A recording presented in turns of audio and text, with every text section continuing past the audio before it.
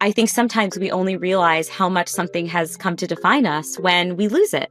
I remember grieving not just the loss of the instrument, but also the loss of myself in this more fundamental way. I get very anxious about uncertainty, and we know from research that our brains are not wired to like uncertainty. People are more stressed when they're told they have a 50% chance of getting an electric shock than when they're told they have a 100% chance. If you had asked me on the night of that second miscarriage, will you ever feel like your life is full without achieving this? I would have been like, no. And yet here I am on the other side. Hey everyone, welcome to the Heal with Kelly podcast. I'm your host, Kelly Goris.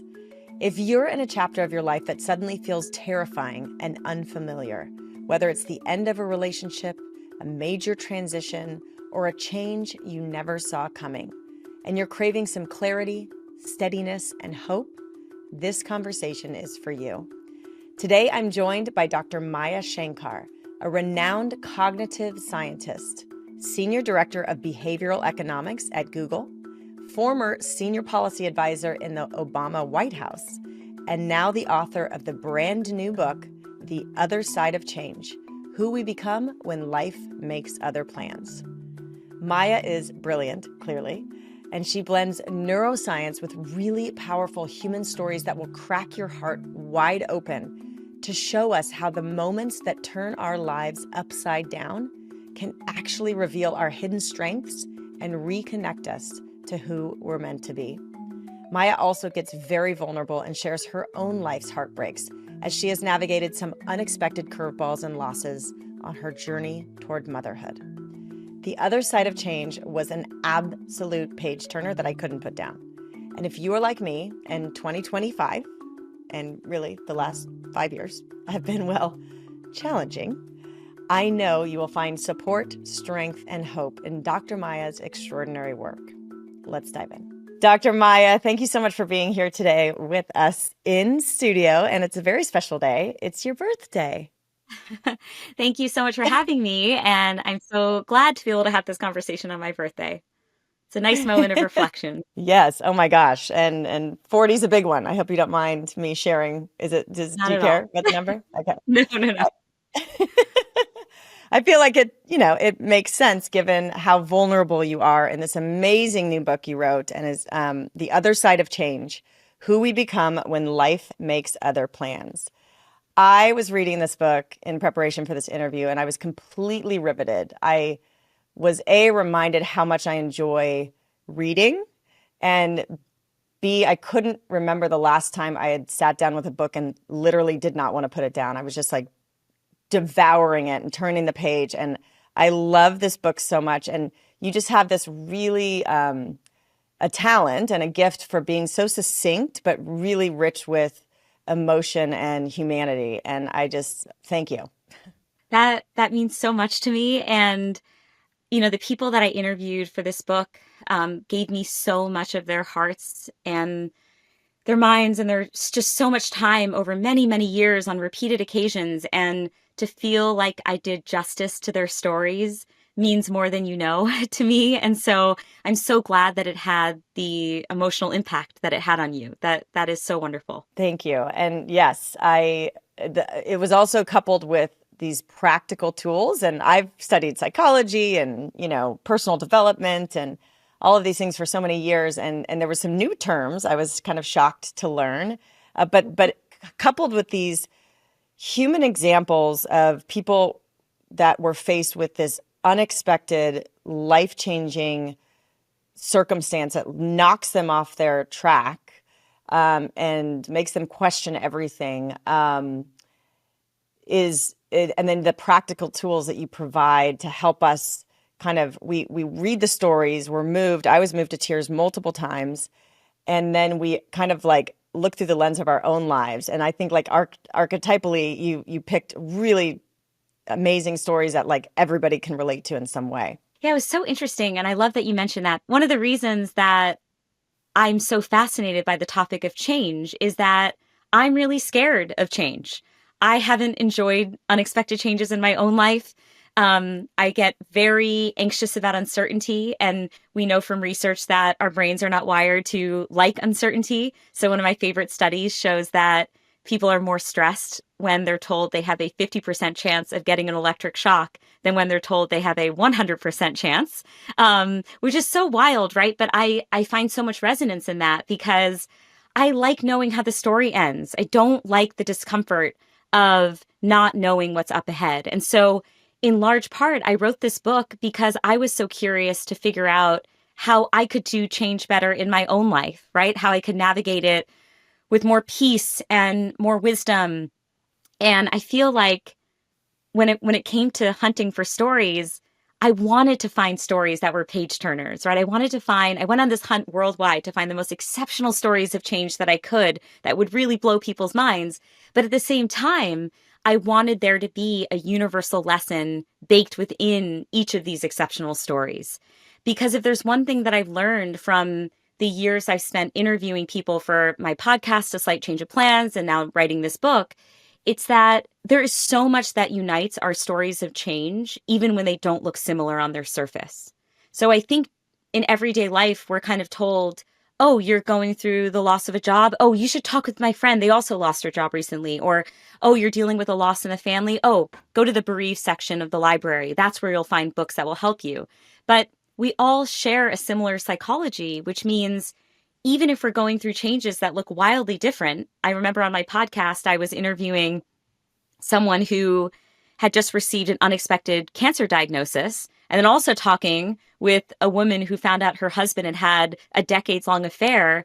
They were both dealing with the feeling of betrayal, right? They had so much more in common than they might have realized. And when the problem statements are the same, right? When you're like all dealing with the same stuff that comes along with change, like bristling at the world's unfairness or being grief-stricken because the future you once imagined for yourself has now disappeared from view, or feeling really unstable in your self-identity because the change that you've experienced has robbed you of your identity. Well, if that problem statement is the same, then likely the solution set's the same. And so what I tried to do in the book, as you mentioned, Kelly, is distill some of the best recommendations from the research around what we can each do in our own lives that we can learn from both the people that I interviewed for the book and then also the science, so that we have these change survival kits that can accompany us during our hardest moments. Well, it is so useful. And like I said, it's like this beautiful combination of like taking us on a journey and then we apply it to our own lives. And then you give us practical tools. So it's like, I don't know, this is such a helpful book for people. And I'm so glad personally to have it. Just real quick, so people understand your background, like as a cognitive scientist, it sounds like, very scientific, and then yet you have such this like human connection and understanding and humanity. And you're so vulnerable with your personal story in the book, which is, again, brought me to tears multiple times. What leads someone to become a cognitive scientist, That's such a good question. Growing up, I was actually an aspiring concert violinist, and I had my sights set on one day becoming a professional. And long story short, everything was going according to plan until I overstretched my finger on one note and I damaged tendons in my hand. And I was told by doctors that it was a career-ending injury.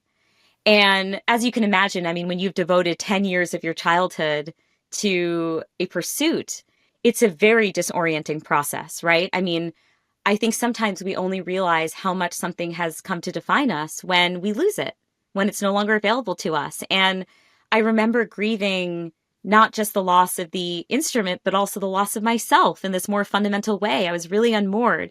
And this injury happened when I was 15. So I was almost on my way to college, and I was very lost and uncertain about, like, what am I even going to major in? I always assumed that in college I would study music performance. And then my dad gave me some really good advice. He said, look, Maya, at this point I had been studying at the Juilliard School of Music. Itzhak Perlman was my teacher. So this was really like I had blinders on. And he told me, you've been wearing these blinders for 10 years. I want you to launch exploratory mode. Okay, I want you to read as much as you can read. I want you to watch as much as you can watch. Talk to as many people as you can who are studying things you didn't even know existed. And to do all of that without any end goal in mind. So he was very clear that if you have an end goal, which is I need to find a major, you're going to limit yourself prematurely. So he was like, really try to just be exploratory. And it was during that period, Kelly, that I discovered the first book I ever read about the human mind, which was called The Language Instinct by Steven Pinker. And it details the brain's marvelous, fascinating machinery that is operating behind the scenes every time we both produce or comprehend language. And at this point, reading this as like a whatever 16 or 17-year-old, I had totally taken my language abilities for granted. I mean, I never even thought twice about the fact that I learned language growing up without any formal instruction, right? Little kids just hear an incoming auditory stream of random sounds and they're able to figure out when one word ends and the next one starts. I mean, it's kind of awe-inspiring when you think really deeply about it, right? And yet this book showed me just how sophisticated and complex the machinery was that was operating behind the scenes, right? That was giving rise to this ability. And I just remember in that moment thinking, the brain is totally unbelievable and I want to study it. And so becoming a cognitive scientist means studying the mind from multiple perspectives. So it's actually interdisciplinary. You study neuroscience, psychology, philosophy, linguistics, biology, computer science. And the whole point is to study things like decision making and how we develop our attitudes and beliefs, and when we decide whether or not to take risks in our lives or what motivates us. And it's just an umbrella category for the human condition. And for as long as I can remember, I've been really fascinated by other people and their minds. And so it's a really perfect fit. Wow, that's so fascinating. And it's all things I'm interested in too. So, and what I love is you describe your dad, he's this like physics professor, right? Or physics major. Totally. Like, you would think that he's brilliant, but the way you describe him in these moments where he took you to the cemetery and like told you that, suffering is finite, it will pass because we all end up in the ground, with this life. And that shifted your perspective and it shifted mine as I was reading. And I was like, wow, this guy is really multidimensional. Most physics professors are kind of like book smart, and he was like this worldly philosophical guy. There's a running joke in the physics community that my dad told me, which is, how can you tell an extroverted physicist from an introverted one? An extroverted one looks at your shoes when they're talking to you, not their own. So, yeah, I mean, my dad is someone that I really, really look up to and admire because I always feel like he's had the big picture perspective on everything. So when I have experienced heartbreaks in my life, whether it was losing the violin or something I talk about in the book, struggling to start a family of my own and experiencing so many heartbreaks along the way on that journey, I just feel like he has been the voice of reason and has given me so much hope and reason to feel gratitude in these moments. And so I feel so lucky to have had him and to have had that presence in my life. Yeah. It's extraordinary. And he's helping us too, as he looks at my shoes and I'm hearing his words. But the other thing in the story is where you talk about like the first story, you come out of the gate with this poor girl who has a brainstem stroke and then gets locked in syndrome, which has got to be one of the biggest nightmares of being a human. And but it was interesting because it was all about in the recovery. She was reflecting on her identity being wrapped up in the old world and these externals and how she basically abandoned herself to perform and please and do all these things to belong, right? And we can all relate to that. And I was, again, applying it through my lens of like, wow, like for her, if she can go through that experience and be able to like shed the identity attachment and really like reclaim who she really is, it's just so inspiring, other people's experiences. Like, how did you find these stories? You said you mined the world. Yeah, I mean, in the case of Olivia, she had actually just reached out to me on Instagram, which was crazy. I mean, this is the modern world, right? She had told me that she had heard my podcast, A Slight Change of Plans, and that she had her own change of plan stories and was eager to share it with me.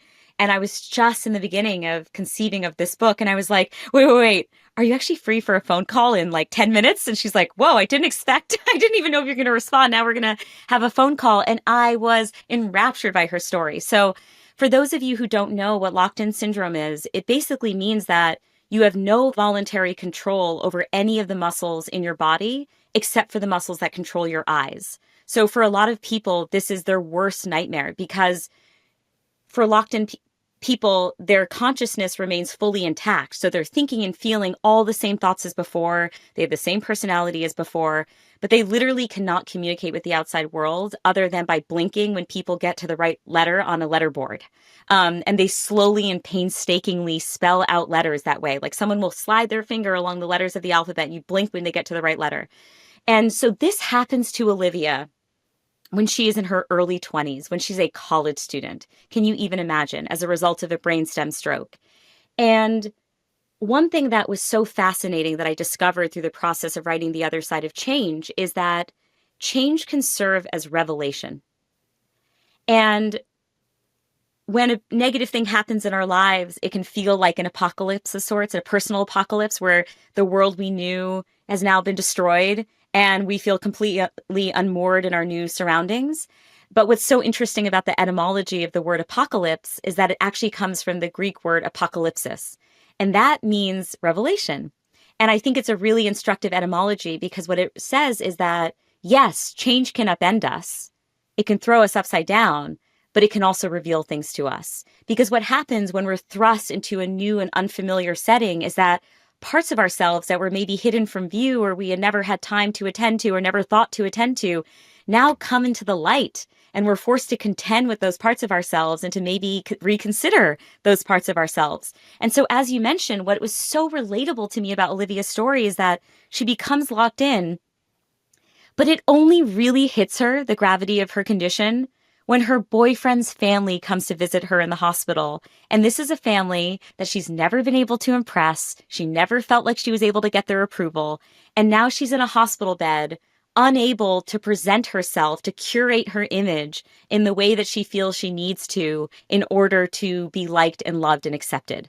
And by the way, that is all of us, okay? Every person needs approval to some degree. And I'm raising my hand. Kelly, Yes. You're raising your hand, right? I mean, maybe there's a continuum, but for sure I fall into the people-pleasing category, right? Me too. And Yeah. so what's so extraordinary about Olivia's story, she starts off feeling like, well, if I can't achieve a full 100% recovery, which, by the way, would defy all statistical odds for locked-in patients, and if I can't do that recovery super fast, then I'm not even worthy of existence and no one will ever love me. I mean, I won't even love myself. That's what she says, right? I won't even accept myself. And over time, because this is the power of change, by brute force, she has to confront who she really is. Because she, as we talked about, cannot curate her image. And she does show frustration and loses her patience with her care team. And she does show vulnerabilities and unsavory sides of herself. But over time, she sees that her team of caregivers who are around her age really like her. They enjoy her irreverent sense of humor. They like when she shows that she is falling apart because they feel emotionally close to her.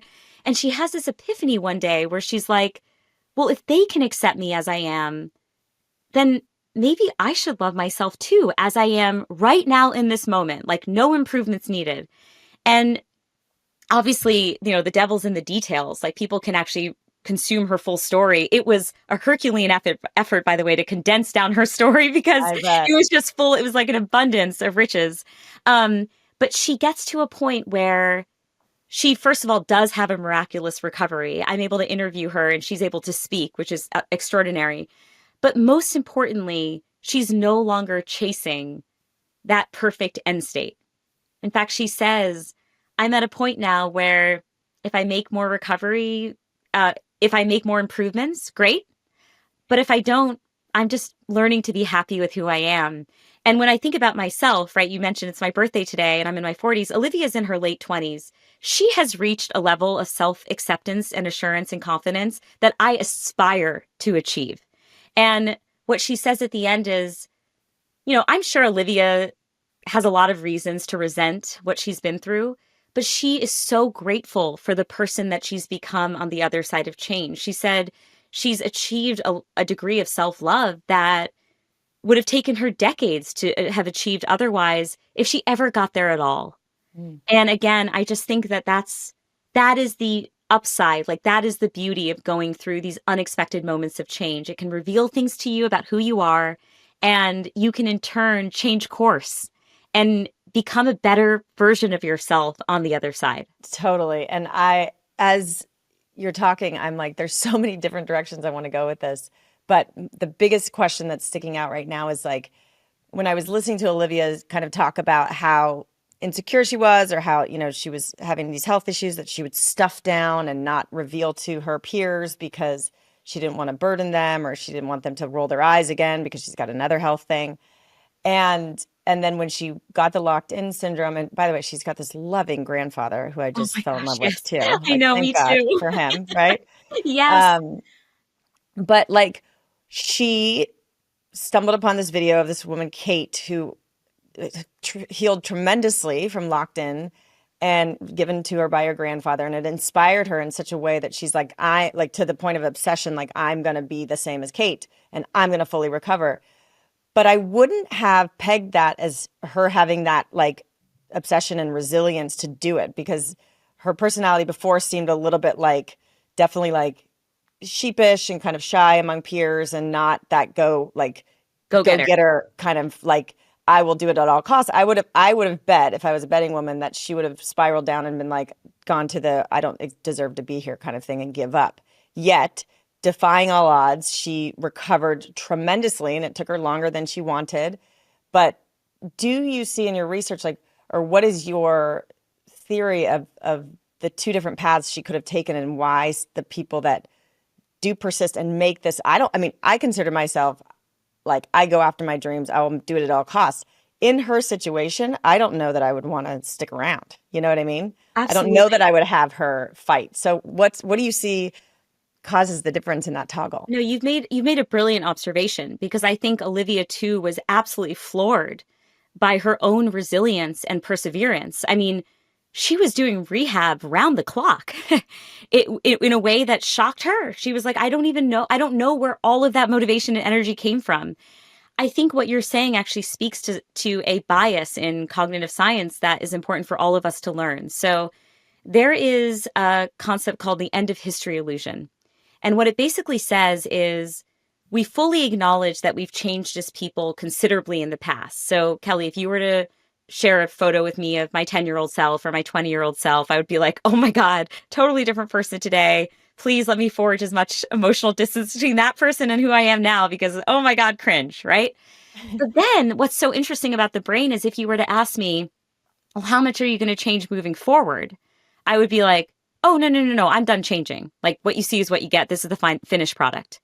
And the researchers who coined this term talk about this bias as we believe the present is this watershed moment where we have become the people we will be for the rest of our lives. And so the reason why this is so relevant, this bias, when it comes to change, is that when we are feeling daunted at the outset of a change, right? When we are absolutely sure at the outset that we will respond in a certain way, that of course, if given two paths, a fork in the road, we're going down the despair one versus the high motivation one, we often mispredict who we're going to be and how we're going to feel and the decisions we're going to make. And that's because we are becoming new people on the other side of change. I mean, there's a reason I call the book The Other Side of Change. And that's because when a big change happens to us, it also inspires lasting change within us. And so the hopeful message that sits within this is, if you are predicting, like, there is no way that I'm going to be able to handle this, or I know that I'm going to meet this moment without the resolve that I hoped I would have, you can find some optimism in the idea that the person who's actually navigating the change will be different from the person you are today, with new capabilities and new perspectives and new values. And every person that I have interviewed, without fail, while they might not have been happy the change happened to them, was so grateful for what the change unlocked within themselves and how surprised they were by how they responded to these moments. And I do feel so much optimism in that message because, Kelly, just like you, when I was consuming Olivia's story, I thought, well, I wouldn't be like Olivia. I don't think I would respond like that. But we know from decades of research, we're really bad at what's called affective forecasting. We're really bad at predicting. We're really bad at predicting how we will emotionally feel and respond to future events. That's amazing. It's so funny you're highlighting all these things that I underlined in the book. So it's great. Sorry, my Because I was answers are so long. You're asking really good questions. no, my God, that's why you're here. And as you're talking, I was thinking, like, what are your kind of overarching spiritual beliefs? I don't know, as a scientist, maybe Yeah. you are a little bit more kind of cause and effect, pragmatic here now. But I'd love to know kind of how they've changed or what they are, if you're willing to share, because, I look at things like Olivia's story where she was stuffing her real experience down and holding it in and not showing people. And then, of course, then it's like her body implodes and she's locked in. And it's almost like this self-fulfilling prophecy.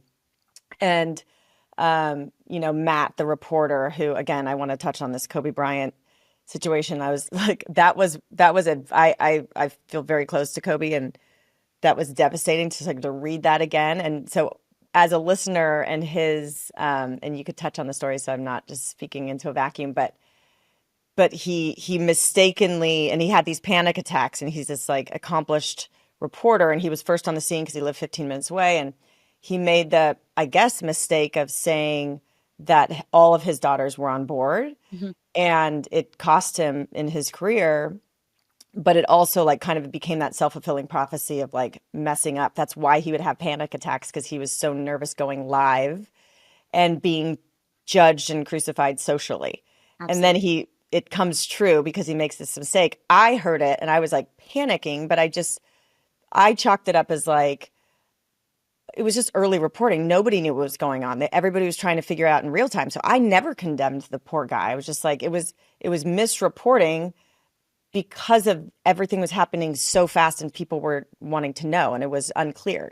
So Yeah. anyways, I'd love for you to talk about like this idea of self-fulfilling prophecy, and are these changes things that our soul chooses, or that we kind of choose energetically because we're so fearful of something happening, and something happens for us to like have to deal with it.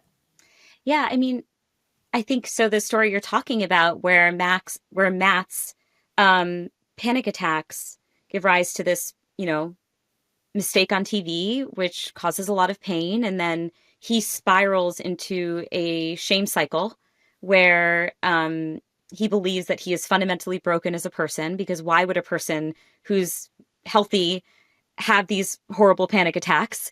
There must be something wrong with him. And it's a good reminder. I mean, your reflection just now, of like you would have been understanding of Matt's mistake, is a testament to the fact that we are often so much kinder to others than we are to ourselves. We are so willing to give people compassion, and a level of compassion that we simply don't reserve for us when things go wrong for us. And I certainly feel this powerfully in my own life. I am my biggest self critic. It's very hard for me to get out of my own head. I blame myself. Like, my instinct after any negative situation is to rewind the clock and figure out what I did wrong that would have led to this outcome. And actually, this was the hardest story probably to write. There's a story that I write about a woman named Marianne, and her worst nightmare comes true when she causes harm to a young child. And it was a total accident. But her brain convinces her that she is to blame for this, and that there must be something deep within her essence that is dangerous, and that she must spend her whole life protecting other people from this wrath because people can't be safe around her. And Marianne was a social scientist. She was otherwise a very rational person, but she was willing to take on this supernatural belief that she had a dark, dangerous essence, because I think the instinct to blame ourselves is so strong and so powerful. And in her case, her desire to believe that the world was fair and that good things happen to good people and bad things happen to bad people was so strong. She had to make the logic make sense within that fundamental model. And so if a bad thing happened to her and she caused a bad thing to happen to someone else, it must mean that she's bad. And you asked me earlier about my spiritual beliefs, and it's so hard for me to define spirituality because I my definition has changed over time. Like, what does that even mean? But I grew up Hindu, and I practiced a lot of the rituals that my grandmother would teach me. In current day life, I'm not particularly religious. I consider myself agnostic. But what I do believe in deeply is the power of human connection and how much that can lift us up in times of turmoil. Marianne's escape from the mental prison that she held herself in was in connecting with other people and opening up about her story and finding resonance in other people who had been in these sorts of accidents and caused harm to others. And it was only in connecting with other humans that she was able to see a brighter future for herself and to start to give herself the kind of compassion that she was so effortlessly giving to others and that she was seeing other people give her, right? And so I would say if being in deep connection with other human beings, like that is where I get all of my energy. That is where I feel the most connected to my existence on planet Earth and when I feel the most awe-inspired. Gosh, I love that you even write about awe in the book, because I've been talking about that in my life, and that's kind of tied to my spiritual beliefs, that there's this like, and you describe it in such a beautiful way, that there's something more vast and immense beyond Mhm. just this like minute human 3D experience. And I've recently reconnected to like how important that is in my life, and that's like my essence, and it's kind of my like childlikeness. Like that's, I Yes. feel expanded when I'm in awe. So I'm just um I was in awe reading your book, going, this is exactly the messaging I need, and these stories are so compelling, and like you said, connection is so healing. Oftentimes when we're going through these big things of change, it feels so isolating, and it's something our brain does, and maybe you could speak to it, that like Yes. we're the only ones going through it, and it's irrational, but at the time you kind of pull back and isolate because there's some sort of shame or fear or whatever, and then so many people in your book heal through this actual connection. I mean, there was different versions of it, but the woman, I think it was Florence, who Yes, Florence. betrayed, and then she like found this museum of broken Yes, hearts or something, and then exactly. also Tara, like, and her baby, and you talk about attachment styles and how she was, because she lost her dad that she loved so dearly, that she couldn't bring herself to connect or attach right away to this child that was born with this congenital and terminal illness. And so, I mean, just again, these like monumental human stories that we can all relate to. And it blew me away. But if you could speak to Yeah. that'd be amazing. Yeah. So awe is one of my favorite human emotions and was one of the most interesting topics to explore for this book. We experience awe anytime we're in the presence of something vast that transcends our current understanding of the world. And I think instinctively certain categories come to mind when we think of awe. So music, nature, art, etc. But one of my favorite forms of awe is moral beauty. And I think it's what you were experiencing when you were reading the incredible stories and about the incredible people that I interviewed for this book. So, moral beauty is any incredible action that we witness in another person. So, it could be their perseverance in the face of illness, it could be their self sacrifice, it could be their courage, it could be their kindness, it could be their resilience, it could be their ability to forgive. Anything that fills us with that warm, fuzzy feeling in our chests um, will give rise to this awe inspiring experience. And there's a term in the literature called moral elevation. And when we experience moral elevation, which is something that happens in response to these acts of moral beauty, which, by the way, are everywhere if you're willing to look for them. They're at the coffee shop in the morning. They're when you're walking down the street and you see someone helping someone cross the street, whatever it is. It doesn't just feel good. It actually changes our brains. So research shows that when we witness someone else defying our expectations of what humans are capable of, it in turn cracks open our own imagination about what is possible for us. And so we actually have this rich source of inspiration all around us, just in other human beings. And I love this source of awe. And when we experience awe, the neuroscience shows that it actually dampens activity in the regions of the brain that are associated with self immersion. And so in doing so, we are able to step out of our individual wants and needs and anxieties and to gain perspective on our problems and to see that we are part of a bigger community than we thought. And one reason I love moral elevation and moral beauty as a concept is that oftentimes when a change happens to us, we find that so many doors are closing around us, right? The futures that we once imagined for ourselves no longer are available, but our minds can constrain us beyond what is reasonable when it comes to what our future could look like. So one of the people I interviewed for the book, Dwayne, he received a 9-year sentence in adult prison for a carjacking he committed when he was 16 years old. And he had been an honor student. He had his sights set on going to Georgia Tech to study engineering. He was such a loving son to his mother. He had a really promising future. And then he did this stupid thing because he was trying to impress the boys in his neighborhood. And he not only grieved the counterfactual life he could have lived, right? Going to prom, getting his first girlfriend, going to college, but he was also so terrified of the person he might become behind bars, right? Like, would he become violent? Would he develop a gambling addiction or a drug addiction? He was so fearful of those versions of himself. And it was only when he had an encounter of moral elevation that he saw that maybe the life he had envisioned for himself as a prisoner was not the only one available to him. So he runs into this guy named Bilal, who defies all of Dwayne's assumptions about what it means to be a prisoner. So Bilal gets up an hour before the guards come for count. He's done 250 push-ups. His prison uniform is crisply ironed every single day. He teaches all the young men how to box so they can protect themselves from violence. He just cares so much for the community that he surrounds himself with. And Dwayne describes him as so dignified, like he carries himself like a man in uniform, and shows Dwayne, this is my favorite quote from the book, what it means to be lovely. That's what Dwayne says.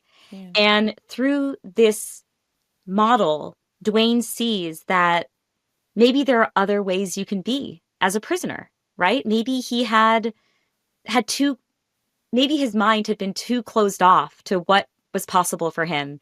And it was with that more empowered mindset that when he encounters a book of poetry a few weeks later that speaks to the experience of young boys of color in prison, Dwayne realizes for the first time that maybe he could become a poet. And fast forward a few decades, today Dwayne is a Yale Law School graduate. He's a MacArthur Genius Prize winner. And he writes some of the most stirring poetry I've ever read in my life about those who are incarcerated and whose stories deserve to be recorded. And it was just such a beautiful example of how an encounter with another person can open your eyes to a totally different life that might be available to you. And how these like seeming tragedies and life-ending punishments or illnesses or betrayals or breakups or losses like actually awaken you to your gifts and your purpose. And we need to go through those fires and dark valleys to like awaken that part of us. I mean, that's the awe that I'm in. So you also have a story in there about, and I'm giving you tidbits because these stories are so compelling. Everybody just needs to read this book and get into the details. So we're giving you just crumbs here. But this is like what kind of puts me in awe and really connects me to this like higher intelligence of divinity or spirit or source or whatever, universe, whatever you want to call it. But for the guy that woke up one day with tinnitus, and it's this like deafening, sound in his left ear, and they don't know why it happened or what to do about it. And he goes into depression and kind of isolates for a while. And then he sees this opportunity to see this movie that he hasn't seen at this like this festival at his favorite theater. So he and his girlfriend go, and he's watching a movie about a guy who gets tinnitus and then has this life-altering shift in perspective, seeing a Groucho Marx movie. And it's like meta, like he's watching his life story on film, on screen, and it's changing. Like, I don't believe that's a coincidence, like it's just, and then for the Bilal, who has this moral elevation in the prison, inspires a different version of that in Dwayne. I just like, to me, this all feels divinely orchestrated, and like, you can't write this stuff. There's no coincidences. Everybody's getting exactly what they need some obviously way more challenging and tragic than others, but I don't know. It just makes me pause and go, what? This Yeah, is, that story is totally mind-blowing. And I also just have to say, Kelly, like your command of this book is extraordinary. And I'm really just moved by the details that you remember and have retained from it. And it's just a testament to the fact that the stories resonated with you. And again, I just cannot tell you as a first-time author how much that means to me. And so thank you, thank you, thank you for giving me that confidence boost that these stories worked. And they have had the impact on a reader like you that I was aspiring for over, the 3.5 years that I wrote it. So thank you for sharing that. Absolutely. It's so true. And it's the perfect blend again of humanity and science and the practical tools. Like I just want to look at my notes because the moral elevation is one, but there's these are some of the tools and the things to reflect that can like shift us and help us through change. And so maybe I'll read them and then you could, whatever you feel called to speak to give us a little more depth would be great. Possible selves, temptation bundling, which I thought was really cool. The peak end rule. I need to understand that a little bit more. Mental time travel, visual self-distancing and distance self-talk. That makes sense to me. And then I was excited to know about the malleability of attachment styles because maybe we'll talk about attachment styles real quick because. Well, let's do a rapid fire. I do want to talk about some of these tools. So let's just Okay, great. Let's do rapid fire. Perfect. The first one that I want to share actually, which is not on your list because I think it's so relevant for people right now, is we started off the conversation talking about identity. And I think one insight that I had in the years that I've spent in the world of change is that a primary reason change can be so scary is that it does threaten our sense of self. So as I mentioned, when I lost the violin, I didn't feel like I just lost an instrument. I felt like I lost a huge piece of who I was. Or when my husband and I weren't able to start a family together, I felt like I wasn't just grieving that future life. I was grieving that this identity that I aspired for since the time I was a little kid, like I'd always wanted to be a mom had been taken from me.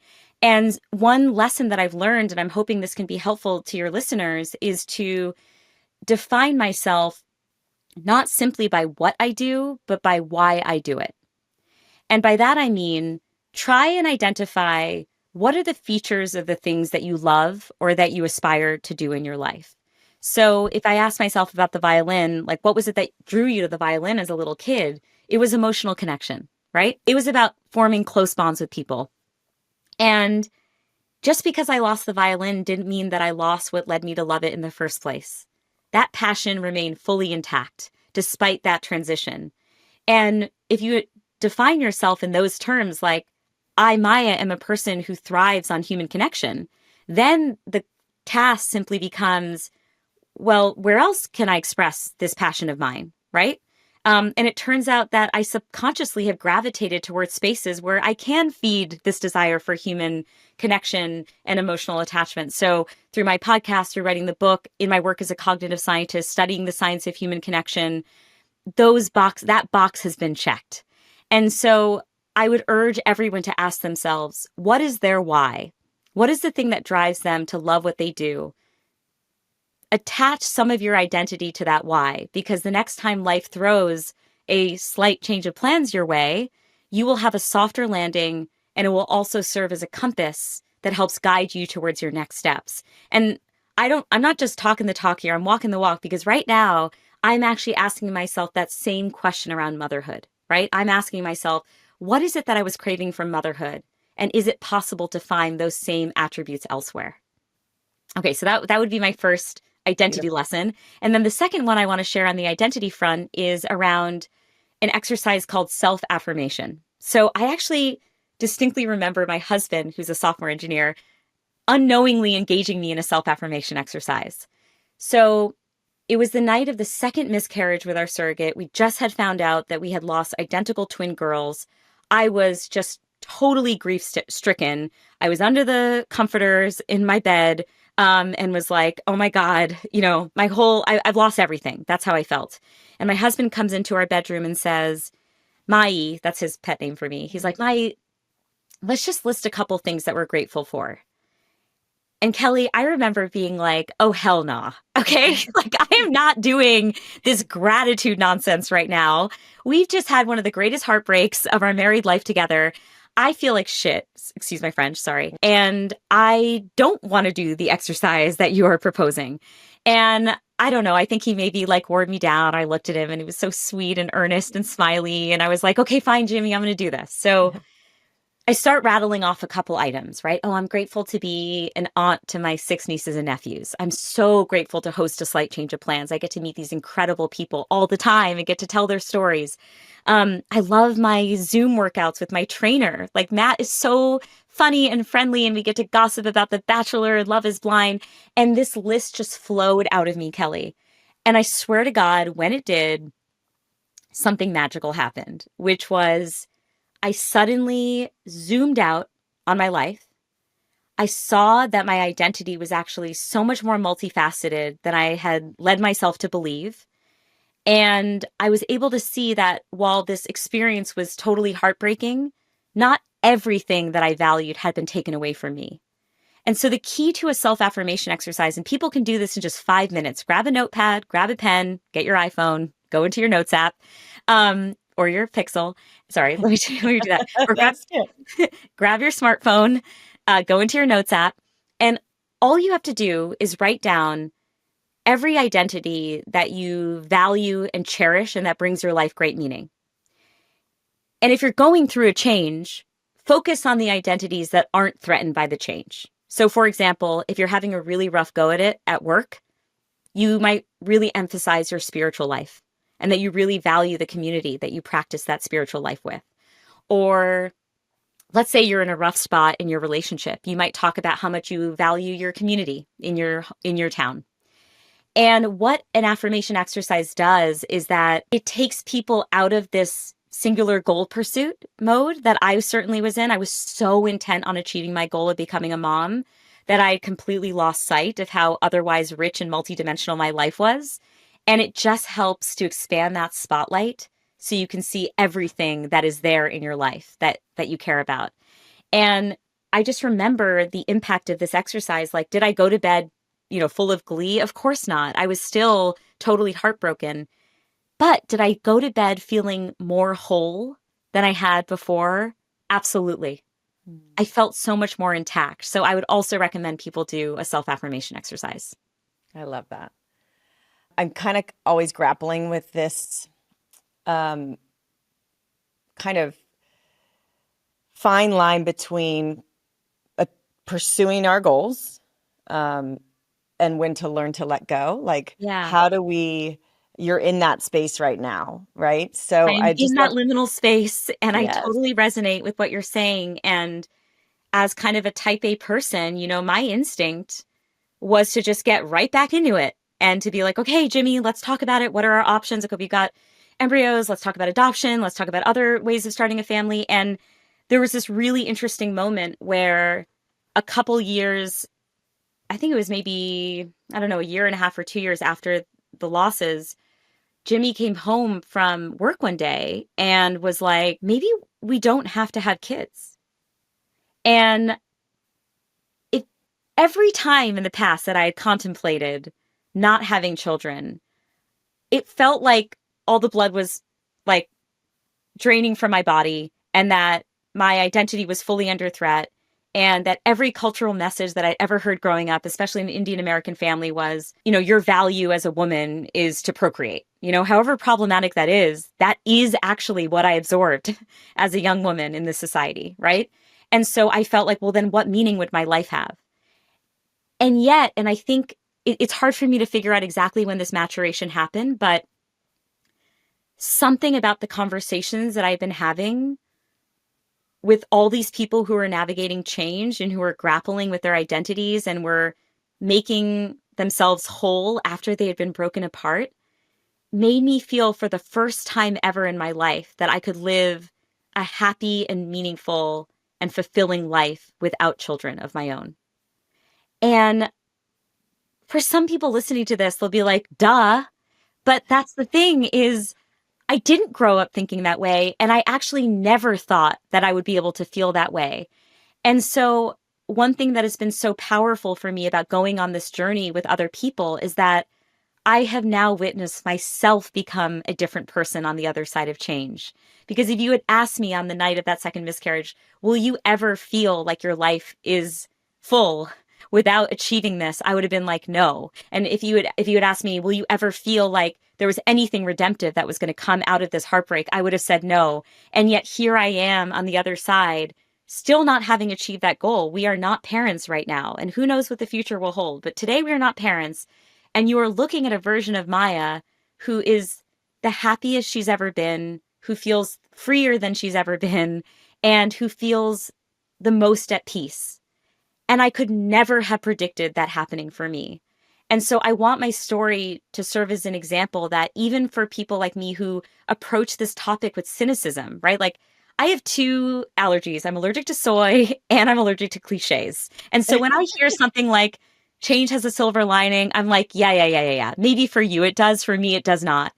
But it has been transformative to so unexpectedly experience this own evolution in myself that I now I am now fully bought into the premise of my book, which is that change can actually be like sometimes the hardest moments in our lives can be opportunities to reimagine who we are, to challenge assumptions that we had, to challenge beliefs we are carrying about ourselves and about our futures, and to unlock new versions of us who live in the world more joyfully. Yeah, that's beautiful. Thank you. I Yeah. can see it. Like you're not just saying it. You're I'm not literally just like lit comment. up and like energized by this. And Yes, it's it was so wildly unexpected. And that is also the power, Kelly, for me of, coming from a scientific background. I think we were taught like, oh, you poo-poo stories.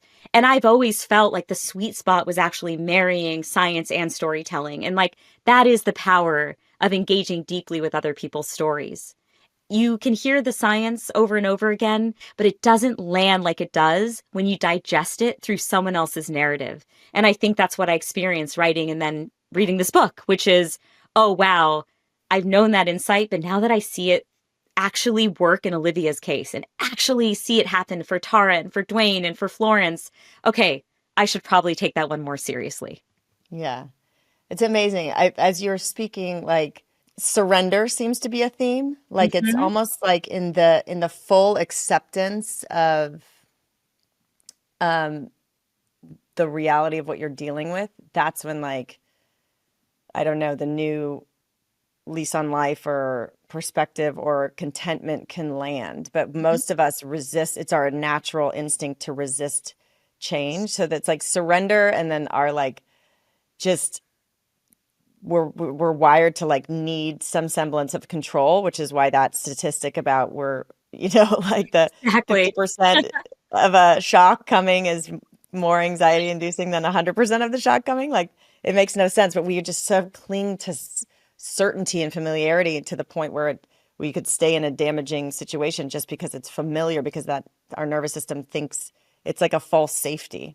Yeah, I'm a creature of habit, right? I like having clear, definitive answers. I like having what psychologists call cognitive closure. And many of us want those clear black and white answers. But the problem is that when we climb out from the rubble of a negative, unexpected change, all we see is gray. Everywhere we look, it's all confusing, it's all disorienting. And one of the stories that we've touched on is a woman named Florence whose decade-long marriage came to an abrupt end when she found out that her husband was having an affair and didn't want to be with her anymore. And she had for so long thought that this guy was her soulmate, and he just didn't feel the same way. And she goes on this quest for clarity, which is exactly what I would do. She was like, if I can just figure out what went wrong and why it went wrong and how it went wrong, then I will insulate myself from this ever happening again. And only then will I heal. And only then will I overcome my heartbreak. And yet all that spiraling and all that marinating in isolation only leads her to a more troubled place. And it is only later when she stumbles upon this museum called the Museum of Broken Relationships, which I really want to go to because it sounds amazing, that she sees her story and all of her mental agita and all of her desire for closure and clarity reflected in the stories of others, that she understands, oh, wow, like you said earlier, I had felt so exceptional in my reaction to this heartbreak. But actually, there are so many other people who are going through exactly this, who also wanted that clarity, but who never got it and are still moving forward. And it's through that experience of engaging with all these different exhibits that she starts to loosen her grip on the need for those answers and to start to live with a little bit more wonder and reverence towards the uncertainty that the world just inevitably brings. And today, Florence is a friend of mine now. I'm now seeing her embrace the unknown in a way that she never did before. It's a beautiful transformation within her that I really don't think that she saw coming, given that she was that scientist type who was going to get to the bottom of what broke her heart. And I think another example, and again, you talked about this, was just how malleable we can be in these moments, right? To the point earlier about how much we can change through an experience like this. Tara, who goes through this heartbreaking experience in her childhood, losing her dad, develops a deeply avoidant attachment style. She tells herself, look, I can't possibly handle that depth of grief again, so I'm going to commit to never becoming close to anyone ever again. And then she experiences another um, significant change of plans in adulthood that actually forces her to re-engage with her style of attachment and to wonder whether maybe there's another path forward. And she takes deliberate steps to form a slightly more secure attachment day by day, step by step.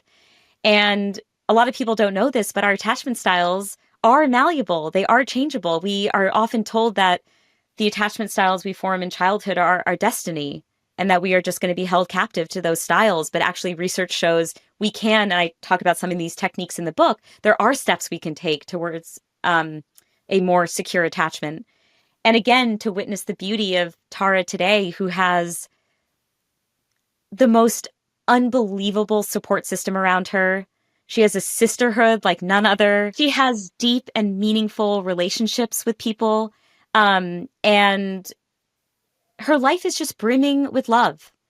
And again, now I sound like a broken record, but that is the promise of change, right? If this second episode of change had not happened to her, she might never have changed the way that she interacted with people and the way that she thought about her relationships. But this gave her that entry point. Yeah. I mean, this book is so enlightening and also again, practical, and how, like, so as we like apply our own lives and attachments to identities and maybe wake up to where we've abandoned ourselves, or where, I mean, all of these big changes that have happened in my life recently, like fire burning all of my material items and then separating from my relationship that I never anticipated would end, and who I still like love dearly, just we're not, it's a chapter, right? And so, but it's all to reflect these, it's reflecting where I've attached my identity in the external validation and worth.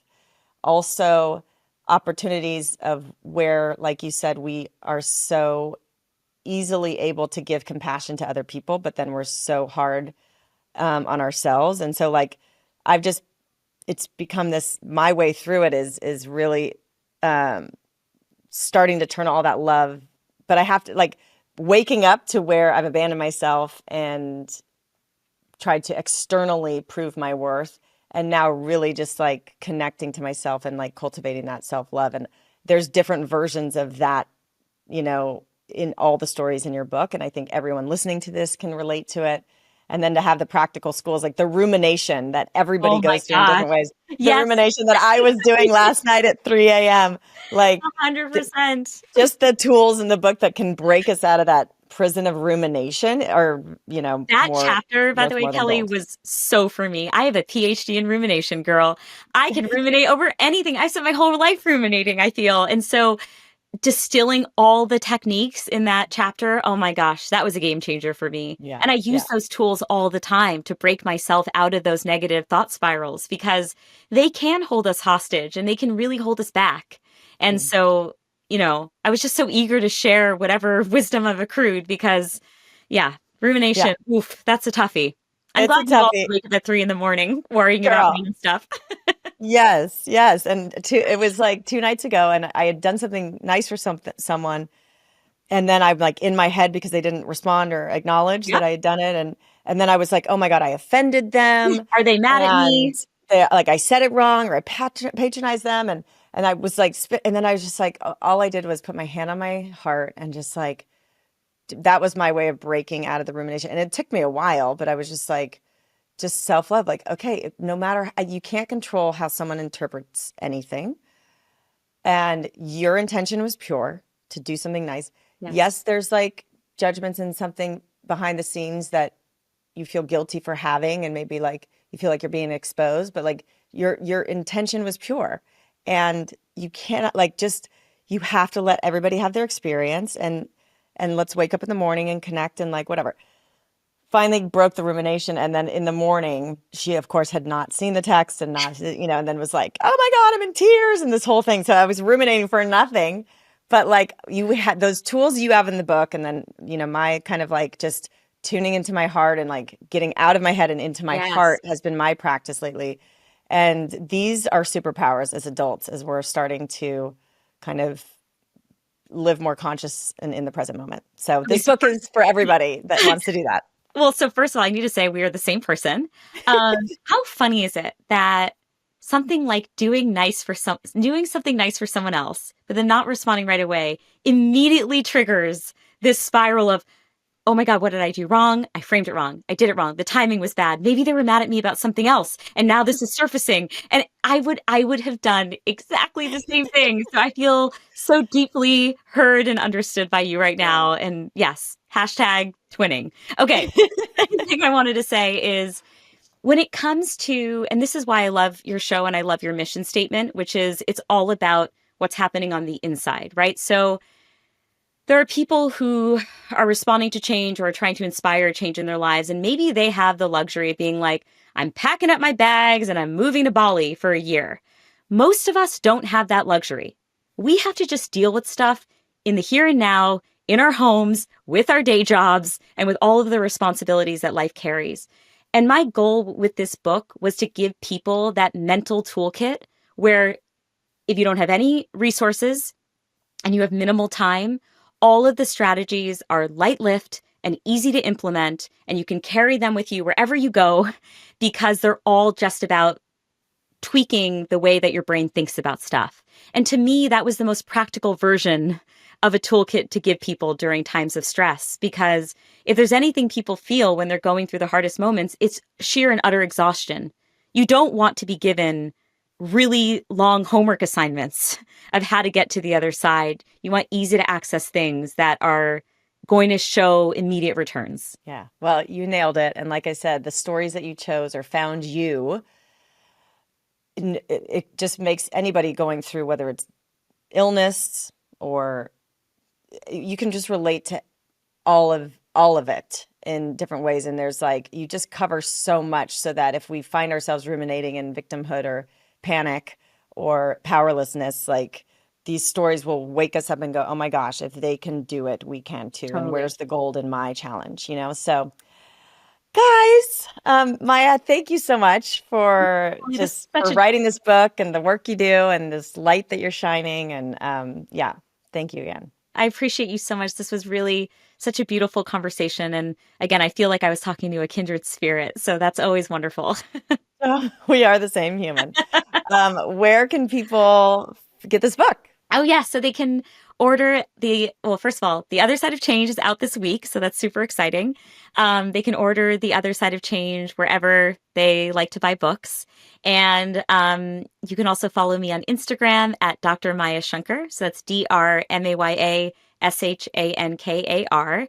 And follow my podcast and listen to my podcast, A Slight Change of Plans, wherever you get your podcasts. So those two are my passion projects, my book and my pod. Well, amazing. And thank you again and have the happiest birthday. Thank you so much, Kelly. I Thank appreciate it. you.